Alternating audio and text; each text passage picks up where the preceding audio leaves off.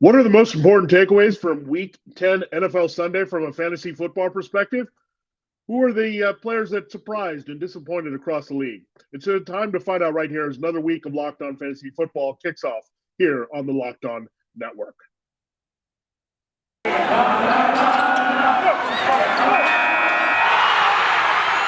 are Locked On Fantasy, your daily NFL fantasy podcast. Part of the Locked On Podcast Network, your team every day.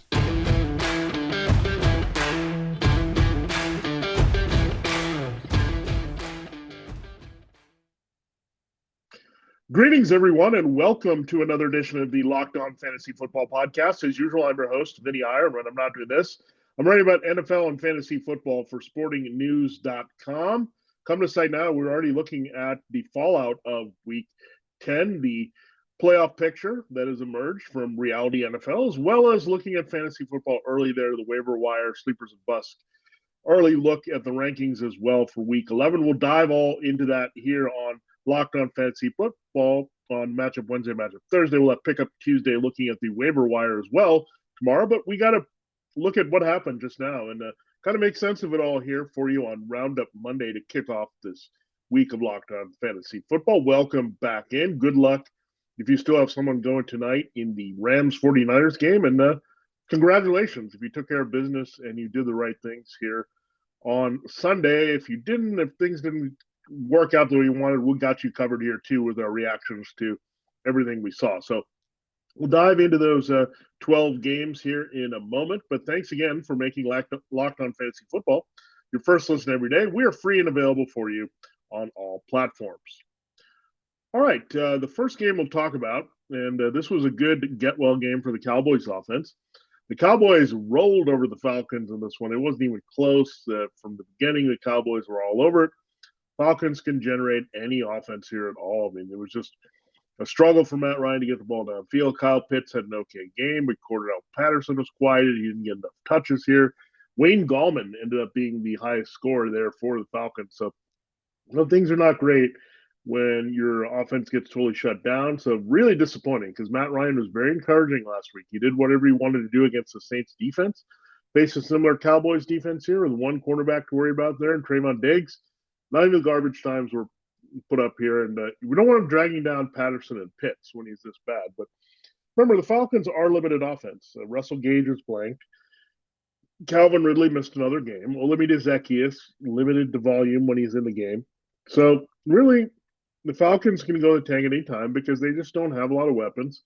And if things get really bad and out of hand, they can get really into tough spots. So the Falcons, if you notice, when Matt Ryan puts up games, it's when they're in competitive games. When it's garbage time like this, it doesn't come. So we thought there was going to be a little bit more back and forth in this one, but Matt Ryan really hard to trust, especially without Calvin Ridley in the lineup. And we'll see if Ridley can return. I doubt he's going to be in the lineup here for Thursday night against the Patriots, but Wayne Gallman, someone to watch. Maybe they finally got tired of Mike Davis here, trying to plug him in behind Cordell Patterson as a hybrid player. Patterson, remember, is needed at wide receiver 2 to help, but there with Pitts being the big target there, tight end. So really disappointing overall. You got some game out of Pitts if you were looking for that in this one, but Falcons really were terrible here on the road in Dallas. And Dallas rebounded big time from that Broncos disaster last week. CeeDee Lamb came flying out, made a big play early, had a couple touchdowns. They took him out early or late in the game with an arm contusion, but the game was so far out of hand that he probably could have played if they needed him. So don't worry about that. But Amari Cooper was bottled up a little bit in this game, but it was a Lamb game. So really, in the end, Lamb is operating more Dak Prescott's number one. And what's going to hurt Amari Cooper here is that Michael Gallup is also seen as interchangeable. He came back calf injury from injured reserve, and he was effective right away. Made some plays for them, but this was the Lamb show, and this game got way out of hand. The Cowboys also had a couple rushing touchdowns from Ezekiel Elliott. Not a big rushing day, but enough with those 2 scores and his receiving work. Tony Pollard was also pretty decent here in relief as they just controlled the game, and they had time to give Pollard the ball here. So decent flex to RB2 option from Pollard. Elliott with those scores are rated as the RB1 he should be. Then Dak Prescott had those 2 touchdowns to the Lamb, and he punctuated things with his own rushing touchdown there to really put things away. against the Falcons. So good game for Prescott overall. That's what you're looking for. Cooper was really the lone disappointment for the Cowboys. Gallup, if you played him, you got decent results there as a wide receiver 3. If you're desperate, Lamb smashed it as a wide receiver 1 here for Dallas. And the Dallas defense, Traylon Diggs had an interception. They made big plays. Dan Quinn revenge game pays off for them as well. So you've been playing the Cowboys defense who are disappointed with the Broncos matchup. You've got the redemption here against the Falcons. All right, let's flip over to this Jaguars Colts game. This was pretty boring. This was in Indianapolis. Good thing that Jonathan Taylor came through, looked good early, and smashed it against the Jaguars because the Colts just stopped trying to score. Michael Pittman got his game there at the end. Wasn't spectacular. Didn't find the end zone. Barely broke the 70-yard barrier here. So Carson Wentz was off all game. And we thought Wentz, playing off the run, would have an easy time of it, just like we saw the Jets game at home against his defense. But they kind of just said the Jaguars are not scoring. There's not much here for us. So let's just grind it away, not take chances. They kind of went into a shell there with Wentz, and Wentz was off when they were trying to get things downfield going as well. So really disappointing there for Wentz overall to not have a touchdown pass, not to break 200 yards. Some things he was doing consistently here over the last several weeks. So in a matchup like this, very disappointing. It's just like Josh Allen last week against the Jaguars, very tough to watch that with Wentz. But yeah, Taylor's still the guy. Pittman is in your lineup every week as well, wide receiver. Everything else, we're not looking too much here consistently unless you need him. The Colts do get the Buccaneers this week, so we'll see if Wentz can rebound there. There's going to be some opportunities against that secondary. Might have to throw a little bit more, as Taylor might be a bit contained by the Bucs secondary. So there's also things to look at there. So we got a couple weeks. We do have the Buccaneers and Colts this week. The Bills and Colts, I think you're going to avoid him in that matchup as much as possible. Another team that can take away the run, but they were actually a nasty pass defense. So we might pump the brakes on Carson Wentz here after this clunker performance here over the next 2 weeks. Now, let's look at the Jaguars side of things here. Not much to see. Trevor Lawrence didn't do much. Jamal Agnew, yet another solid game. So Agnew, look, he's the guy that's getting the ball most in key situations here from this wide receiver core. Marvin Jones should not be rostered in any league at this point. He's just not giving you any value. The other guy that needs to be rostered from the past game, Dan Arnold, was leading receiver again at tight end. So it's become the Arnold and Agnew show. And a good thing that James Robinson, even with all its dysfunction there with Lawrence and all that, he did miss one game with a heel injury, but it was able to come back, look like the old James Robinson, scored a touchdown, was involved in the passing game. So he's back as an RB2, RB1 borderline that we love here in fantasy football. So that was one good takeaway. But passing game, Agnew and Arnold, they can be productive.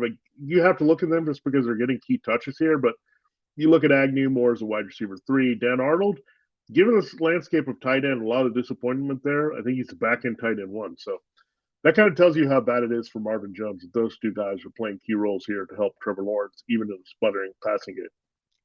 All right, let's turn our attention to another lopsided, one-sided affair, really. The Colts did hang on to beat the Jaguars, but Patriots didn't need to really do anything there in the fourth quarter to beat the Browns. All over them. The big game by Romandre Stevenson, exactly 100 yards rushing, a couple of scores here for Stevenson. Damian Harris couldn't get cleared with his concussion. We were waiting on Stevenson. We knew he was going to have a big role should Harris not play, and that's what happened. Brandon Bolden and J.J. Taylor both limited touches behind him, but Stevenson looked good. He caught passes. He was effective in the passing game, which he has been doing when James White has been out. And this looked very good as a power runner. He finishes drives well. He does little things well. And we knew that. I mean, he was a very talented back. Oklahoma is a very good system for running backs there. So it really was all about the opportunity. And Harris not being there, Bolden a little less usage. Early, he had to fight J.J. Taylor to get on the field. And then not having James White. They all lined up here perfectly. And it didn't matter. The Browns' run defense was tough. They put in extra blockers. They used wide receivers. They used tight ends. They used extra offensive linemen. The Patriots did whatever to do to, quote, get a hat on a hat, open things up in the running game. That's what they do. They got their tight ends as well. Jonas Smith didn't play this game, but Hunter Henry effective, gets in the end zone again. Kendrick Bourne was used a bit of as a gadget player. His best usage, he only had 4 targets, but caught all 4. One of the better games Mac Jones has played. Bourne found the end zone. Henry found the end zone. And Jacoby Myers, with the game out of hand, he found the end zone from Brian Hoyer. So, again, this Patriots offense kind of putting it together. It's tough to trust the wide receiver still. I'm not sure I'm looking at Bourne and Myers and chasing their box score and looking for plays here. They still both didn't clear 50 yards receiving in this game. So keep that in mind. Don't chase it. But if you're desperate there in the right spot here, where you think the Patriots at home or another situation look like they're going to dominate a team, that's going to open things up for everybody in the offense. So what we saw here with their main guys, Bourne and Myers and Henry and the running backs here, and Mac Jones put together a nice day. So Mac Jones in a comfortable situation playing off the run, but he's TD dependent. He didn't get more than 200 yards passing this game. So all that, keep that in mind. That said, it's a very good matchup this week, short week against the Falcons. The running game should be effective, set things up downfield as well. So Mac, you got to like the way he's playing off the run and having a lot of fantasy football relevance with the TD passes here. So far, Stevenson, we'll see. Harris, we'll see if he can get cleared. Short week here. Stevenson could be the man here, turning around and playing against it in Atlanta this week, and still handle the majority of the workload should Harris be out. All right, let's look at the Browns side of things. And with the Browns, it's pretty ugly. You had Dearness Johnson. He looked very good. I mean, he was definitely looking like the super sub he was a few weeks ago against the Broncos. Nick Chubb couldn't be cleared from the COVID-19 list. He also didn't have Demetric Felton, so they have to use a lot of Johnson in the passing game. Big game from scrimmage from him with no touchdowns. So you had to like that. But we told you to avoid all the Browns receivers if you could. Austin Hooper had the early touchdown. He thought, okay, the Browns might be in this game. But they kind of disappeared after that point. The Patriots defense dominated. Baker Mayfield didn't look all that effective. And then he hurt his knee again and had to come out of the game for Case Keenum. So this really messy Browns offense there. So really simple with the Browns offense. If Nick Chubb or Dearness Johnson or Kareem Hunt has a key role in the backfield, those are the Browns are starting. Everything else is hit or miss. Even the defense here, the defense was terrible. If you played the Browns and streamed them against the Patriots, you got very little return. So Patriots, great job of scheming Myles Garrett out of their way and all that and good stuff. So Patriots coaching is important, and we saw that. So I'm really confident the Patriots will coach the right way to get the plays they need against Atlanta this week. Last game we'll talk about in this segment, the Bills and Jets. This was all Bills for the most part. The Jets got some garbage time, but Mike White was an interception machine here against the Bills secondary. Not a surprise. Their pressure and a mistake. We also thought the Bills would get the running game going. That did happen. 3 backs did score touchdowns. When I say 3, Zach Moss was cleared from a concussion, got in the end zone. Devin Singletary got the late touchdown there when the game was out of hand. And all of a sudden, Matt Breida was a thing. He scored on a wheel route. He scored on a rush. Crazy. They've hardly used Matt Breida. Maybe they're looking for a spark here. That they pushed Foss and Singletary not getting what they needed out of them. So that hurt the value of Cole Beasley and Dawson Knox because he had yet a third option appear here that can complement the wide receiver, Stephon Diggs and Emmanuel Sanders. So they kind of reverted back to basics. A lot of committee running and usage in the backfield. A lot of Stephon Diggs. He dominates the game here against this Jets coverage. Has an old school Stephon Diggs big play type game from Josh Allen. We'll see about Breida. He just might have clouded this backfield more. Am I going to chase the Breida points, though that Singletary and Moss are still here this week against the Colts? I'm going to be careful about that. So the Bills, Stephon Diggs. Again, it hurts when they use other people because Dawson Knox didn't see a lot of action after early coming back from his hand injury. They didn't need Cole Beasley a lot. So you don't want the Bills to have too easy of a time. But I think they just went back to basics to say, look, we're not going to get fancy throwing the ball. And the funny thing is Josh Allen still pushed above 300 yards passing easily here with a couple scores. So 3 on the ground here. Breida does a double. You have Diggs get the other one here. So again, week to week with the Bills, but I think they just want to simplify things, and you knew maybe some of the extra peripheral players would be kind of left out of the scoring, and that's exactly what happened here for Buffalo. For the Jets here, it was the rookies again. Michael Carter, Elijah Moore. Elijah Moore, took him a while to get going, but he got that garbage touchdown late. He had 44 yards receiving there. Michael Carter's, when Mike White is in there, it's check down city, and Carter just racks up yards from scrimmage. He's always the guy they use near the goal line. So he's become a very solid, reliable RB2 in most weeks. Even last week, he had the long catch to kind of salvage a day and half and full point PPR. But Carter, they definitely didn't check down to him as much when Josh Johnson in there. Mike White did. So we'll see if Zach Wilson can return. He was close. He got some practices there later in the week with his knee injury. They do play the Dolphins this week, so that's appealing for Michael Carter and Elijah Moore here. But the 2 rookies need to be showcased more, and maybe the 3rd rookie, Wilson, coming back is going to help them a little bit more with Mike White really struggling. All right, we will get into the last 8 games here of the Week 10 action, the takeaways for fantasy football for you on the show, Roundup Monday, Locked On Fantasy Football. Does this sound familiar? You got one device that lets you catch the game live, another that lets you stream your favorite shows. You're watching sports highlights on your phone, and you've got your neighbor's best friends log in for the good stuff. Well, I want to tell you about a simple way to get all that entertainment you love without the hassle, and a great way to finally get your TV together. It's called DirecTV Stream and brings your live TV and on-demand favorites together like never before, so you can watch your favorite sports, movies, and shows all in one place. That means no more juggling remotes and no need to buy another device ever again. And the best part, there's no annual contract. So get rid of the clutter and the confusion and get your TV together with DirecTV Stream. You can learn more at directv.com. That's directv.com. Compatible device required. Content varies by package.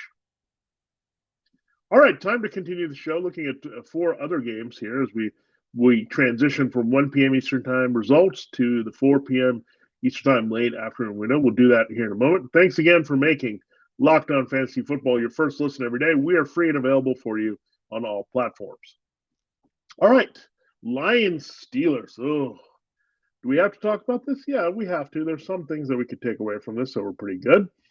Let's start with the Lions side of things, where they just were relentlessly running the ball. Dan Campbell, coming off the bye, took over the offensive play calling, their offensive-minded head coach. What did he do? He just said run, and until the Steelers can control it, keep doing it, wear them down, don't try to pass often. Jared Goff against a tough pass rush. DeAndre Swift gets 133 yards rushing. Unfortunately, he doesn't get the touchdowns. It's his backup, Jamar Jefferson, who actually hurt his ankle late in the game. There, he looked good the previous game against the Eagles, so he scores again. Second straight game for him. We also had Gordon Igubike. He was a converted defensive back that they put on their bench there to address not having Jamal Williams in here. So Williams and Jefferson score, but really the relentless use of DeAndre Swift, you got to love that. What you can't love is the fact that TJ Hawkinson, limited targets and 0 catches. I mean, he's your best offensive weapon. He's a budding star. You don't have anything at wide receiver, but this is all on Jared Goff. They need to make a change, I think. I would go to David Blau. Let's see what you have here. Really, no one can be worse at this point than Jared Goff. Blau, we've seen some moments from him from last year when he needed to play there for Matthew Stafford. So, yeah, give Blau a chance. It can't be any worse, but this passing game is atrocious. So it's good DeAndre Swift got it done on the ground here with the yardage. You'd love to see some more in terms of the receptions and TD love, but the Lions tried anything to get a win. They got close. It was 16-16 tie in overtime. They had a chance there with Santoso missing the field goal late for them in this game that would have given them a huge upset in this one. But no, still no win here. Then they limp in here to a game on the road against Cleveland here in week 11 and hope that's a get-well game for that Browns offense as well. Now, the Steelers didn't have Ben Roethlisberger. That was a late week twist. It really came down on Saturday here that Roethlisberger on the COVID-19 list, not starting. So Mason Rudolph was pretty darn awful. You had James Washington score early, and we said, here we go. Rudolph looks pretty good here. He's going to get the offense going here without Chase Claypool, without Roethlisberger. No, didn't happen. You at least had Deontay Johnson put together a good receiving day without Claypool in the lineup. Pat Freiermuth, you expect a lot more, but not having Roethlisberger hurt. Then he made a catch down the sidelines late as they were trying to set up the winning field goal very late in overtime, but he fumbled. So you got a minus play from Freiermuth as well. So really disappointing. The Big Ben really changed up everything. One thing that didn't change was Najee Harris's effectiveness. He was very good. Got the 100 yards rushing, was involved in the passing game, but no touchdown there for Harris, just like we saw with Swift on the other side. But yeah, we'll see about Claypool, see if he can come back here. They're playing the Chargers on Sunday night, so a little bit extra time if he needs to warm up and play. Chargers did give a big game to Justin Jefferson last week or this week, so we'll talk about that game in a little bit. But yeah, I mean, we hope that Roethlisberger can get back. As much as Roethlisberger was struggling, he still facilitates a lot of these guys, and it helps Harris and move the ball, and especially Freiermuth missed him a lot. And no Claypool, I think, added a little bit more to Mason's Rudolph challenge here, replacing Roethlisberger. The Steelers' defense, one note here, really disappointing if you play them in some sense. You thought they would shut down the Lions, but they got run all over, so not a lot of plays there they could do against the quarterback here. But TJ Watt had some major injuries here. We'll see hip and knee stuff. We'll see if he's out long term. That's really going to hurt the prospects, as well as Joe Hayden on the back end.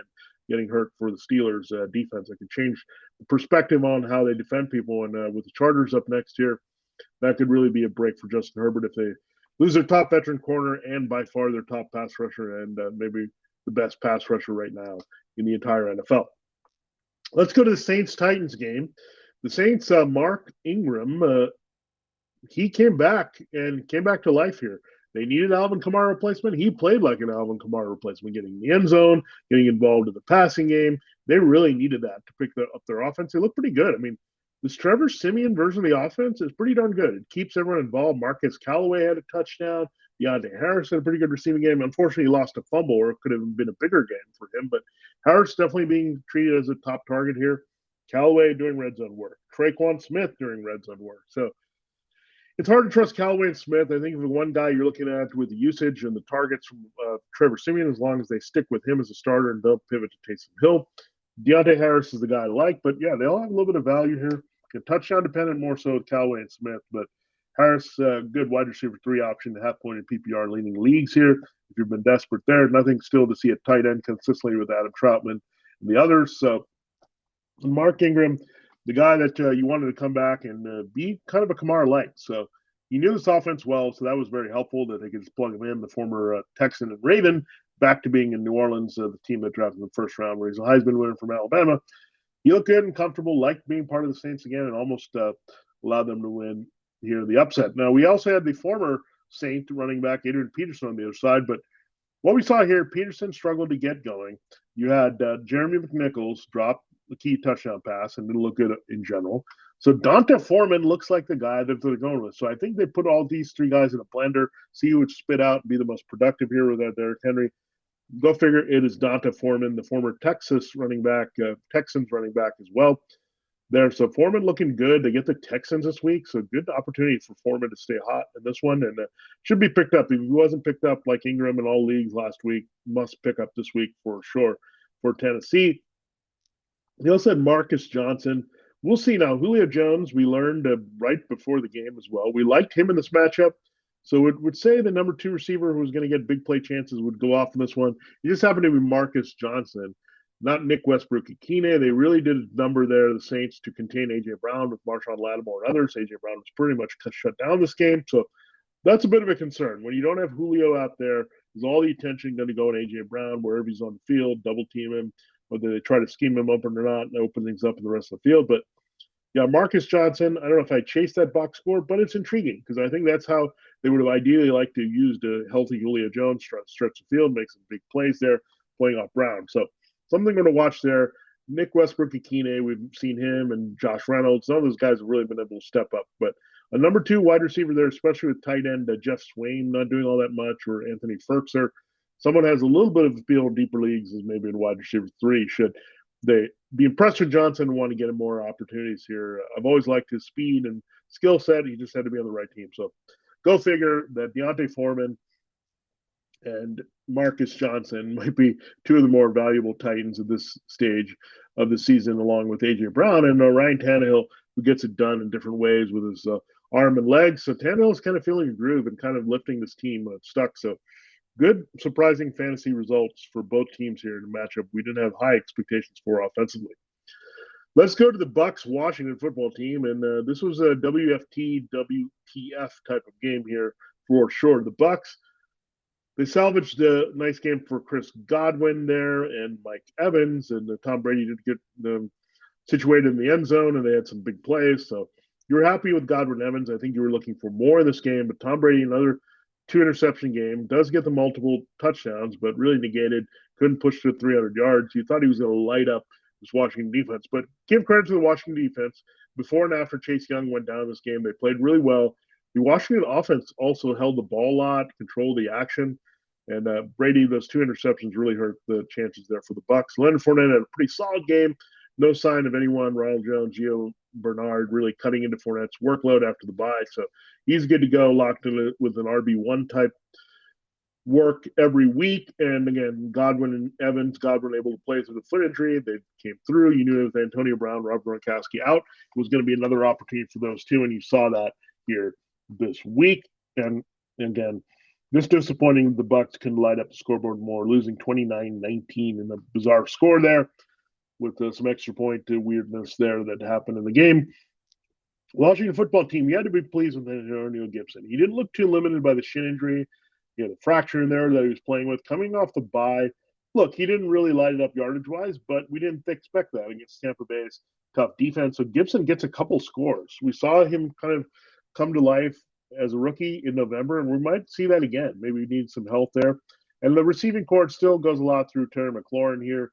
And DeAndre Carter, someone we're looking at. Maybe we've been sleeping on him a little bit, but they're tired of waiting for Curtis Samuel to come back from growing injury to have impact. Cam Sims, DeAndre Brown, not quite ready to do anything with this offense. So they said, we need somebody to step up. They went to DeAndre Carter. He looked pretty good in this game, had a touchdown.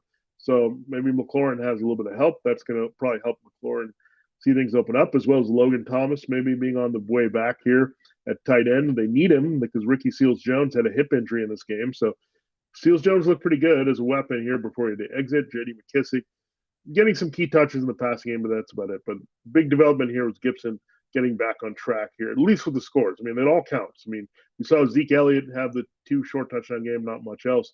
Touchdowns are big in fantasy football. We know that in all scoring formats.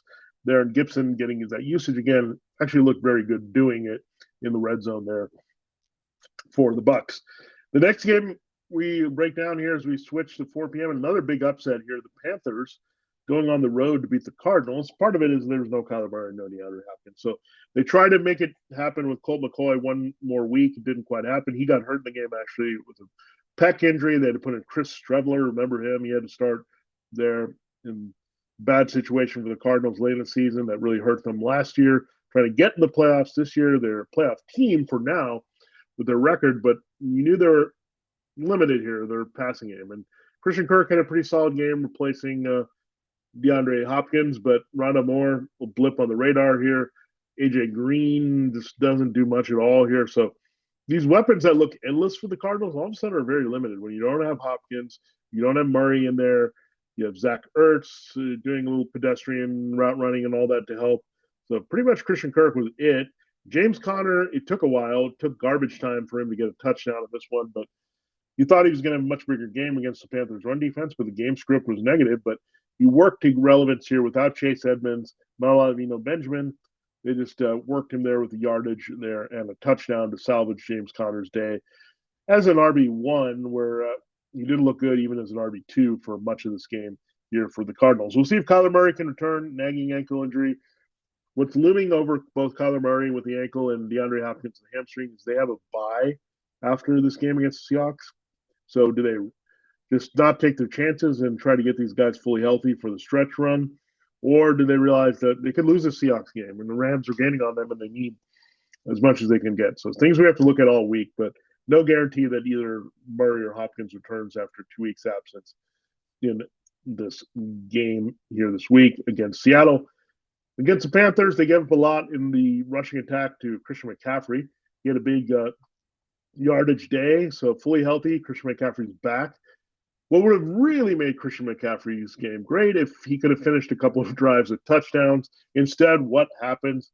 You have Cam Newton coming in and doing it with his legs in the first one. So they actually took Christian McCaffrey and moved him around, and then there was a decoy, and then Cam Newton got the rushing touchdown. And the second time, they took McCaffrey out of the game near the goal line when he didn't quite score, and they threw a short pass that was easy to complete to Robbie Anderson there. So Cam Newton vultured 2 touchdowns there. He didn't even start. P.J. Walker really struggled in his place, so Cam might have a regular role if he has a playbook and play against Washington. So we'll see. Washington used to be that easy matchup here, but maybe it's a little tougher with Ron Rivera coming in and knowing Newton's tendencies. So we'll see how that plays out here. But in Newton, 2 short plays there and 2 scores. McCaffrey really could have had 3. He actually had a chance for the last one, but Chuba Hubbard came in off the bench and vultured that one. So McCaffrey could have just destroyed it in a monster game. But as it stands in most formats, you'll take that kind of game from CMC, and he came through. Again, Newton, I don't know if I would have a starting appeal, a little fluky in the game that they put him in 2 very highly favorable red zone situations, and he came through. We still are not sure if they're going to put out there consistently. And we saw pivot a little bit. DJ Moore disappeared with both Newton and Walker in there. You had Robbie Anderson, however, score a touchdown, get a little bit more involved, still not high volume. So Panthers going back to their running roots, a lot of McCaffrey out of the backfield rushing and a lot of receptions as well. 10 catches here for McCaffrey. 10 catches. So they're going to get the ball as much as possible to McCaffrey, and that's what we saw in this game. All right, 4 more games to talk about. We'll hit those in our final segment here from Roundup Monday, all the action in week 10 and all the important takeaways you need to know. I got to tell you about Built Bar, the best tasting protein bar ever. If you haven't tried a Built Bar right now, you're missing out. They say it's a protein bar, but it does not taste like one. You have to try one of these amazing bars yourself to believe it. Most protein bars are chalky or wax. You're just plain hard to choke down. A Built Bar is soft, covered in 100% chocolate. When you bite into it, you know you're eating something different. It's more of an experience, one that you'll enjoy. In fact, you'd swear you're eating a candy bar. Built Bars are low carb, low calorie, low fat, low sugar, and high protein, so all the healthy benefits on top of just being purely delicious. So many flavors. Another great thing about Built Bar, there's so many mouth-watering flavors, as I mentioned, including coconut, raspberry, mint brownie, coconut almond, salted caramel, double chocolate, and cherry barcia. And this month in November, Built is coming out with new limited time flavors every 3 to 4 days. So check out their website. Often you don't want to miss out. Go to Built.com and use the promo code LOCK15. You get 15% off your order. Use the promo code LOCK15 for 15% off at Built.com. We're back and better than ever. A new web interface for the start of the basketball season. More props and odds and lines than ever before. BetOnline remains your number one spot for all the basketball and football action this season. Head to the new updated desktop or mobile website to sign up today. Receive your 50% welcome bonus on your first deposit. Just use the promo code LOCKEDON to receive your bonus. From basketball, football, NHL, boxing, and UFC, right down to your favorite Vegas casino games. Don't wait to take advantage of all the amazing offers available at BetOnline for the 2021 season of choice. BetOnline is the fastest and easiest way to bet on all your favorite sports. BetOnline, it's where the game starts. All right, let's continue the show and close the show here, looking at the final 4 games there all the way through Sunday Night Football. The Vikings-Chargers game, this was the Dalvin Cook, Justin Jefferson show. Adam Thielen was decent, but he didn't get in the end zone. Tyler Conklin was the cameo appearance there with a couple touchdowns. We knew it was a great matchup for Conklin. The Chargers cannot cover the tight end. We've seen that, but he came through big time. We recommended him actually in DFS this week, and really good performance there by Conklin in key red zone spots. You know, if you get the running game going, you're going to get the play action pass game. The tight ends are going to be productive. And that's usually correlated here. Keep that in mind. If you can run the ball on a team, they have weakness there. They often have weakness because they don't have an extra person in the box. That's not good. Safety play, it's surprising because you have Derwin James and all that for the Chargers, but that's not a point of emphasis there. We've had this with Brandon Staley there with the Rams. They've been weak against the run and allowed things happen here. So Dalvin Cook, big game, finally got in the end zone. He got vultured a couple times by Conklin. Justin Jefferson, a nice game for him as well, scoring and just getting all over the field here. So he's the alpha. Adam Thielen's a good complementary receiver, but a bit touchdown red zone dependent here. And this matchup was rather tough, but Jefferson showed his talent is a little bit better here. He overcame that. So Kirk Cousins, a decent game with those scores there in this one for the Vikings. And all the Vikings principles came through for the most part, except for that quiet afternoon from Thielen. Now, for the Chargers, another disappointing game for Justin Herbert. This is a great matchup. The Vikings secondary was beat up. No Danielle Hunter, no Anthony Barr, no Michael Pierce. Everybody that was key for this Vikings front was out. Their secondary is a mess. And what do we get? We get less than 200 yards passing from Justin Herbert. So taking away the big plays, I thought Mike Williams was going to be a thing, but totally did not use Mike Williams in the right way. A lot of passes to Keenan Allen, who was very good in this game. The only real action came from Austin Eckler. He struggled on the ground, and the game script really pulled him out of it. He was good through the air and all that. But, again, Justin Herbert, tough guy to trust when you see the matchup here.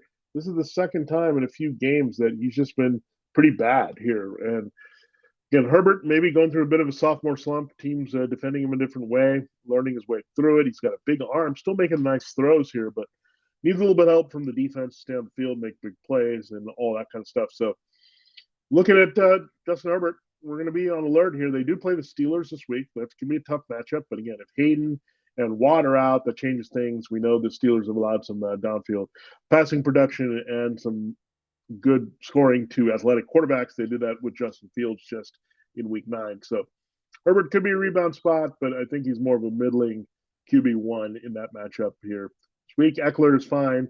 Allen looks good here. Second straight game. He's had a big one here. But Mike Williams, we knew he was going to come down to earth, and it's happened here pretty hard here for the Chargers' second wide receiver, looking for a free agent contract there in 2022. Let's stay out in the Pacific/Mountain time zone. We're actually moving from Los Angeles back out to Denver in this one. The Broncos, we like the Eagles to pull off the upset. We're lukewarm a little bit on Teddy Bridgewater. We said, if you're really desperate, you could use him, but we're not loving this matchup, especially if Darius Slay, Devontae Maddox play. And that's what happened here. They both played. A lot of stuff was contained. Cortland Sutton was pretty much erased. Jerry Jeudy was okay. He looked like the best wide receiver on this team, but still very limited. Tim Patrick had some opportunities that didn't materialize in this game. And then all of a sudden they went to the two tight ends. And Noah Fant had a very good game down the middle of the field, but Albert Aquino had the long play and the bigger impact here in the game than Noah Fant. So a little bit disturbing there that Bridgewater has Bridgewatered the offense in terms of inside, slot, possession. That's the way they're going to move the ball here. Melvin Gordon got the touchdown on the backfield, so disappointing that you can get Javonte Williams going again against this Eagles team that plays two deep safeties, dares you to run, and they just didn't run as effectively. And the game script got out of hand as well, where Broncos were pushed out of their comfortable element, and Bridgewater, not a quarterback meant to put up those numbers when trailing here in a game. So tough break there. Gordon did come through. He's the one guy that did reliably do it. Fant coming back, and enough from Jerry Jeudy. But yeah, Cortland Sutton really disappointing, and I think Cortland Sutton has been hurt ever since they made the decision. It's going to be Bridgewater over Drew Lock, because Lock would have taken more chances to Sutton and all that. So we'll see if there's a change here down the stretch as the Broncos try to evaluate everything ahead of 2022. Maybe give Drew Lock one last chance. This offense for the Eagles, they stayed run heavy. A lot of Boston Scott, a lot of Jordan Howard, a lot of Jalen Hurts in the running game. So Kenneth Gainwell, they need him in games where they trail. They did not trail in this game. They were in control with Scott and Howard and Hurts running the ball for most of it. They lost Dallas Goedert in the middle of the game. He might have had a bigger game, but he was lost to a concussion here. So it all lined up for Devonta Smith to have his best game as a pro. It was his birthday, we found out here. So don't bench guys on their birthday, especially talented guys who won the Heisman Trophy playing wide receiver at Alabama. So Devonta Smith showed it off. He made a great play against Pat Surtain, too. Speaking of Alabama, his former teammate that he knows well in practice there with Nick Saban and all that. And he came through, scored on a nice play, showed his talent there. Then he was wide open. The other one there from Jalen Hurts. So Hurts starting to feel it, getting the chemistry going with Smith.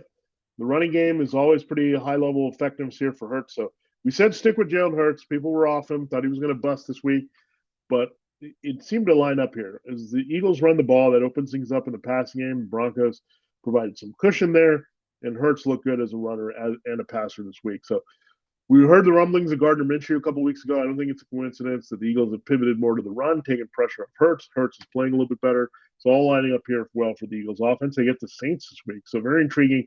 Because remember, that was the game where Hurts had last year at home that kind of had his breakout there, taking over for Carson Wentz as a rookie. So Hurts has been a QB1 all year. Don't doubt him. He gets a way to get the job done almost every week.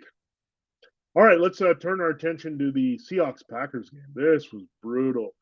17-0. Packers win. That means the Seahawks did nothing offensively, which is true. Alex Collins still needed to play for Chris Carson. Too bad Chris Carson couldn't come in this game. I think he would have been key here to help Russell Wilson. But Carson still needs some time. Maybe he'll return against the Cardinals this week. That would be helpful. Here, I think he's close to return, so that should be the case. But Alex Collins, it's over. He just didn't look that good. And Russell Wilson, I think he came back too early with the finger injury. We overestimated his ability to heal, that he was spending 19 to 20 hours or whatever he said to get his finger going after he had that injury against the Rams on Thursday night a few weeks ago. But Wilson, you could see some of the throws were off. DK Metcalf got frustrated at the point he just had to be ejected. Like, he just didn't want to be part of this mess anymore. So Seahawks don't score a point. That's really hard to do against the Packers defense. A lot of injury issues, highly disappointing. DK Metcalf, Tyler Lockett have such quiet, disappearing games in this one, along with Collins and Wilson. So, yeah. So flush the entire Seahawks performance down the toilet. Maybe they will rebound here against the Cardinals, who have some offensive and defensive issues of their own here going into Week 11. Now, the Packers, they took a long time to get going. what happened to Aaron Rodgers? I think he looked rusty post-COVID list. Devontae Adams still feeling a little bit, trying to get going. So the passing game had some moments, but still not have pay dirt there at the end. It really all came down to A.J. Dillon this game. Aaron Jones also got hurt. So bummer there. Jones had a sprained MCL, had to leave with a knee injury here. So, but if you had A.J. Dillon stacked behind Jones, you're in great shape. If you didn't do that, someone else is going to benefit big time while Jones is out, because Dillon looked fantastic. He's the reason they won this game, folks. I mean, they kind of not passed well in this one. Jones looked pretty good. They worked both Jones and Dillon out of the backfield as receivers. That really kind of sparked this offense, but Dillon had the 2 touchdowns. So coming off the bench, big game for Dillon, puts the Seahawks away. And you can feel really confident about Dillon and his talent from Boston College, pretty much being a plug-and-play RB1 for Aaron Jones. So some of those players we like in fantasy, that's why we like drafting a player like Aaron Jones. Yeah, got a clear backup. You get that player, very productive, talented backup. You know you're always going to be attached to the Green Bay backfield and produce. And yet another lesson to learn in fantasy football. Kind of know where you have to be aggressive to get your handcuffs, because you'd be in great shape now. If you had Dillon, if you're an Aaron Jones owner, if someone else has got Dillon, you've got an automatic potential RB1. That's how big some of these top backups can be for your fantasy football teams. Finally, the last game we'll talk about is the Chiefs and the Raiders. The Chiefs offense, I don't think it ever went anywhere. They just got a defense that finally complied everything they wanted to do. They tried to contain them with the big plays, but the Chiefs were patient. They ran the ball through to Darrell Williams, had a big game, rushing and receiving in this one. 100 yards through the air and a touchdown for him. Travis Kelce didn't get a touchdown, but he looked very good in this game. His backup, the rookie Noah Gray from Duke, actually scored 1 touchdowns. He had Byron Pringle score, so you had Pringle and Williams and Gray score. Who were the other 2? They went to Tyreek Hill. Tyreek Hill looked very good in this one. They used him underneath, and they finally got some shot plays to him when the Raiders were worn down. They were playing against the run, and they left Hill open, and he made some big plays there. So huge game from Hill. Pretty solid, awesome game from Travis Kelce, going back over 110 yards receiving here. So the principals both go off at the same time, Hill and Kelce. Darrell Williams, a big game, maybe for the last time here, filling in for Clyde Edwards-Helaire, who's set to return maybe for this Cowboys matchup.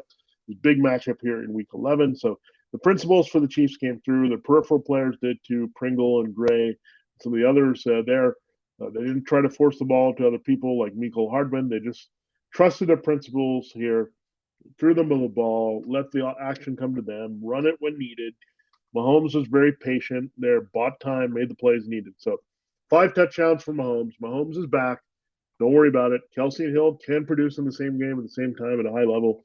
Thank you, Raiders defense, for the get-well game, and I think it'll continue next week at home against the Cowboys, who have a lot of holes in their defense away from Trayvon Diggs and their run stopping here going into the game. Now, let's look at the Raiders. I don't know what's up with the Raiders. It looks like Derek Carr is like destroying the offense by himself. Like he's squeezing it. They desperately want to get the ball downfield. They did that once with Deshaun Jackson, but he turned around. He got disoriented, and he got stripped there by Rashad Fenton and the Chiefs secondary. So, yeah, they tried. They did get the long shot to Bryan Edwards that worked. They got a short one to Hunter Renfrow, who we loved in this game, to work. But the Darren Waller, Derek Carr connection, we need that to reheat again. Darren Waller's been very quiet, and he's battled a little bit of an injury. He's missed some time. He missed the Eagles game a couple weeks ago. They had a bye week, so maybe Waller's trying to become the usual Darren Waller here. But they had some opportunities, including a touchdown pass that wasn't a touchdown pass because it was called back for holding on the last gasp drive. So you could have still salvaged a 3-touchdown game from Derek Carr with those throws to Renfrow, Edwards, and the end. Waller, but you settled for 2. It was ugly otherwise here. The running game. What happened to the Raiders' running game? We thought that was going to be a big part of what they do. The Chiefs can't stop the run. You had Josh Jacobs and Kenyon Drake. Kenyon Drake's receiving, but none of that happened here in this game either. So really disappointing game for the Raiders offense overall here, especially had Waller or any of the running backs when it was Renfrow and Edwards coming through most here for Las Vegas in this game, and their defense was terrible. Chiefs defense actually played pretty well for a second straight week after slowing down Jordan Love and the Packers last week. So there you have it. There's a breakdown of the 12 games there we had on Sunday for fantasy football and the perspective there from the NFL. We already broke down Ravens-Dolphins for you. We still have to talk about the Rams-49ers. We'll do that tomorrow. And also talk waiver wire on Pickup Tuesday here for you, Locked On Fantasy Football. We talk a little bit gambling here with our fantasy. Locked On Bets is your daily one-stop shop for all your gambling needs. Locked On Bets, hosted by your boy Q with expert analysis and insight from Lee Sterling. For Locked On Fantasy Football, this has been Vinnie Iyer. Have a great day, and good luck if you need any Rams and 49ers tonight, and we'll catch you tomorrow with Waiver Wire advice for Pickup Tuesday.